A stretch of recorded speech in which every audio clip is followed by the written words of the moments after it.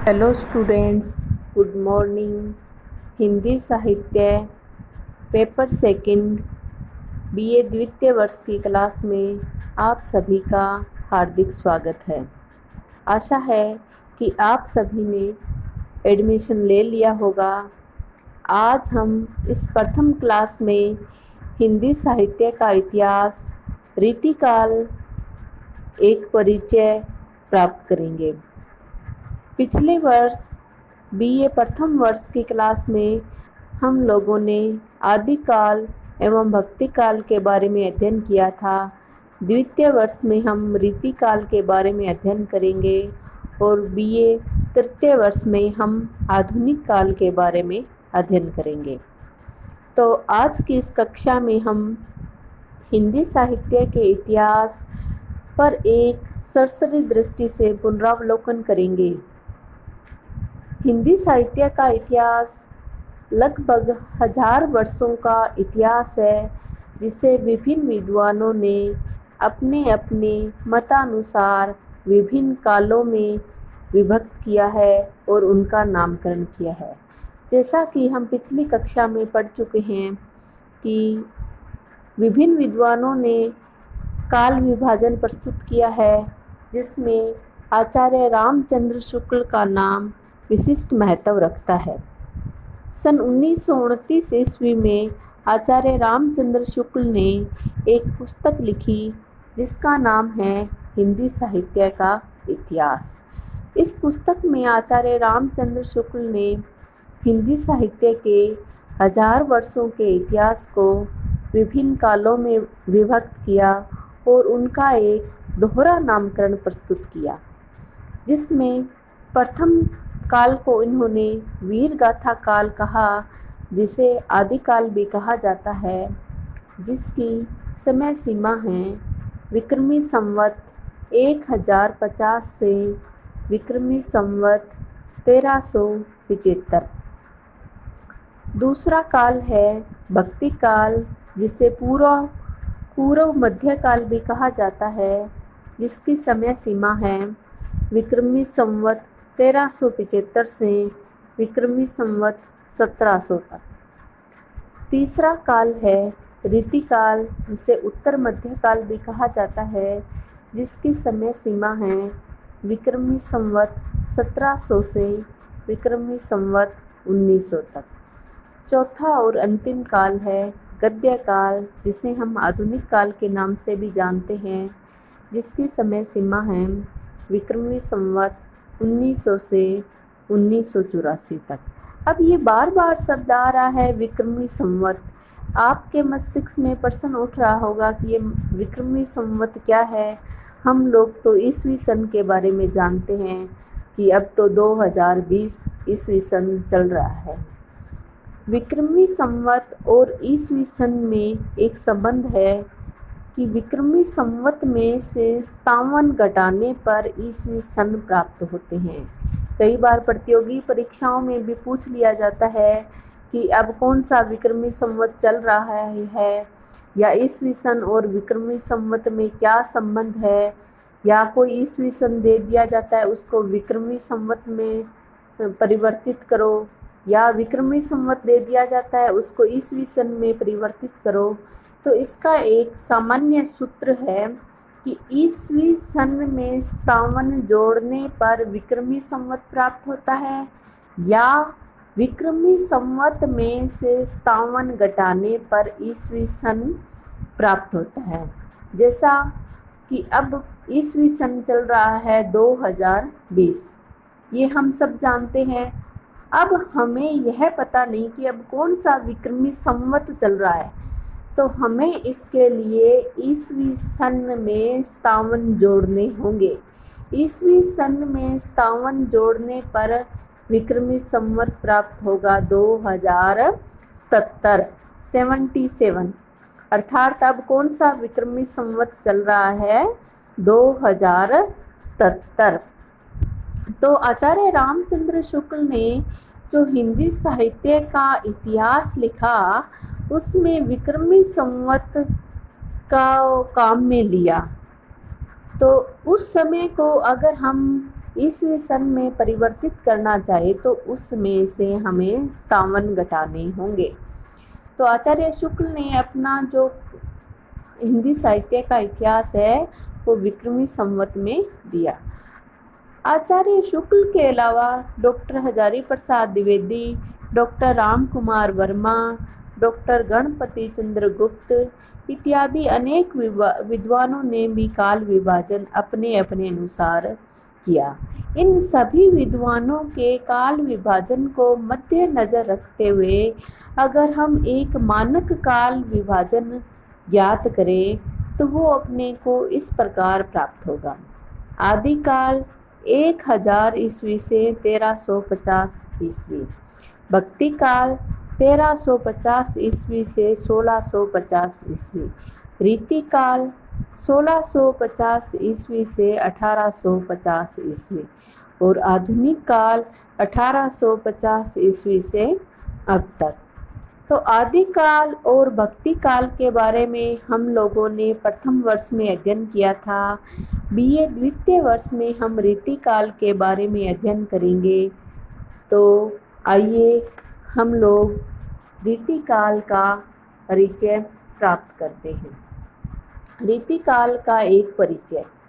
आचार्य रामचंद्र शुक्ल ने विक्रमी संवत 1700 से 1900 तक के समय को रीति काल नाम दिया, या हम कह सकते हैं कि 1643 ईस्वी से 1843 ईस्वी के समय को आचार्य शुक्ल ने रीति काल नाम दिया।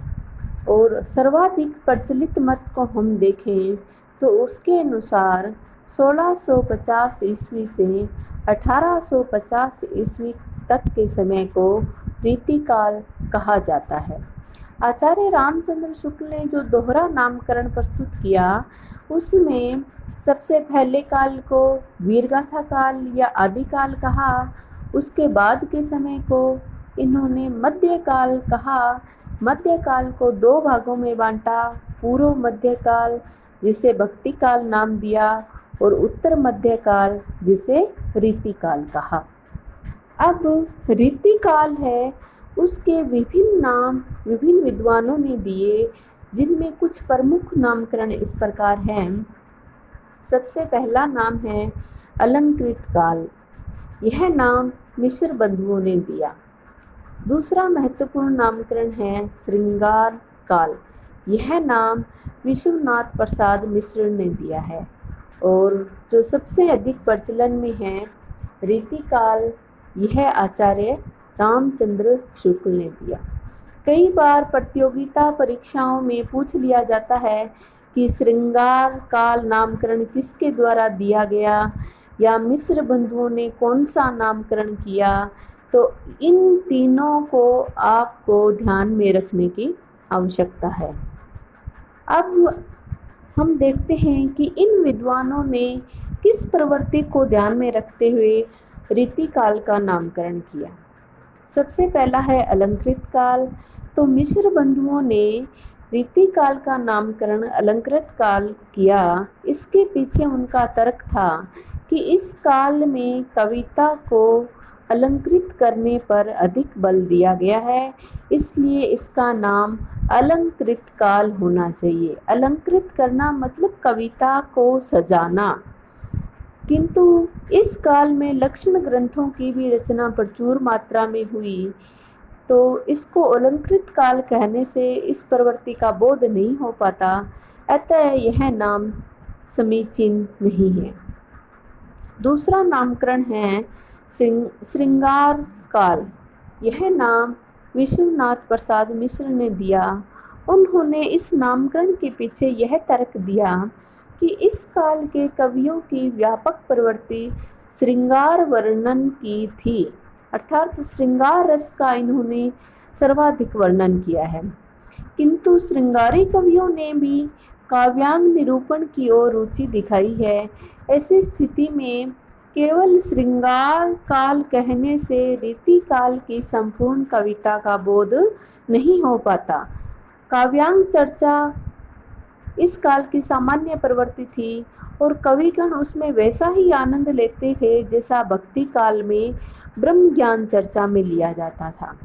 तो लक्षण ग्रंथों का निर्माण दूसरों को काव्य रचना पद्धति का ज्ञान कराने के उद्देश्य से किया जाता था, अर्थात ये कवि शिक्षक या आचार्य की भूमिका का निर्वाह करते थे और अपने जो शिष्य थे उनको काव्यांगों का ज्ञान देते थे। तो रीति काल में जो रीति शब्द का प्रयोग है ये काव्यांग निरूपण के अर्थ में हुआ है। अब बार बार शब्द आ रहा है काव्यांग। आपके जहन में ये प्रश्न उठ रहा होगा कि काव्यांग क्या है। काव्यांग शब्द को अगर हम विभक्त करते हैं तो काव्य प्लस अंग अर्थात काव्य के अंग। अब काव्य के अंग कौन से हैं? अलंकार, छंद, काव्य की शैली और काव्य के गुण जैसे ओज, माधुर्य, प्रसाद, ये काव्य गुण ये क्या है? ये काव्य के अंग हैं। तो ऐसे ग्रंथ जिनमें काव्यांगों के लक्षण और उदाहरण दिए जाते हैं रीति ग्रंथ कहे जाते हैं। एक बार हम दोबारा देख लेते हैं कि रीति ग्रंथ क्या है। रीति काल के कवियों ने क्या किया कि ये सबसे पहले काव्य के जो अंग है उनमें से किसी एक अंग को लेकर, जैसे कोई एक विशेष अलंकार ले लिया, उस अलंकार की परिभाषा दी और उसके उदाहरण के रूप में ये काव्य की रचना करते थे। उन्हें रीति ग्रंथ कहा गया। तो रीति काल के अधिकांश कवियों ने रीति निरूपण करते हुए लक्षण ग्रंथ लिखे। अतः इस काल की प्रधान प्रवृत्ति रीति निरूपण को माना जा सकता है। अतः आचार्य शुक्ल ने कालों के नामकरण प्रधान प्रवृत्ति के आधार पर किए हैं। अतः इस समय सीमा ये जो 1650 ईस्वी से 1850 ईस्वी तक की समय सीमा है, इसमें रीति की प्रधानता के कारण इस काल का नामकरण उन्होंने रीति काल किया। रीति से उनका तात्पर्य पद्धति, शैली और काव्यांग निरूपण से है। अब हम देखते हैं कि रीति काल का प्रारंभ किस रचना से हुआ। तो सर्वाधिक मान्यता है कि रीति काल का प्रारंभ चिंतामणि कृत रसविलास और मतीराम कृत रसराज से माना जा सकता है। यद्यपि इनकी रचना 1633 ईस्वी की है तथा रीति काल के अंतिम कवि है ग्वाल कवि, जिनकी रचना रस रंग 1853 ईस्वी के आसपास की है। निष्कर्ष रूप से हम यह कह सकते हैं कि किसी काल का प्रारंभ एक निश्चित तिथि से न मानकर एक निश्चित तिथि पर उसे समाप्त मान लेना पूर्णतः तर्कसंगत नहीं है। अर्थात कोई एक निर्धारित दिनांक नहीं है जिस पर एक कालखंड समाप्त हो गया और दूसरा कालखंड शुरू हो गया।